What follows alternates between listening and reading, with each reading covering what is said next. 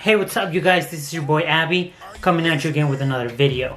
Now this time I'm gonna be drawing Bond from the 7 Deadly Sins, and as you guys can tell, here's the last drawing I did of Escanor. If you guys haven't seen it, go ahead and check it out. Yeah, let's go ahead and see how this turns out, and I hope you guys like it.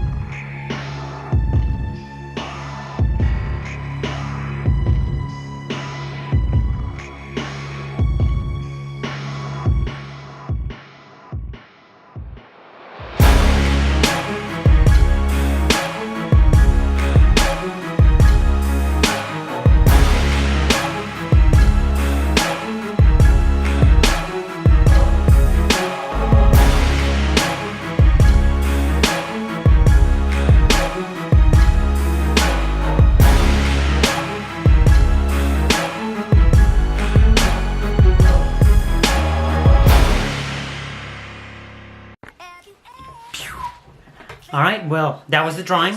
Hope you guys liked it.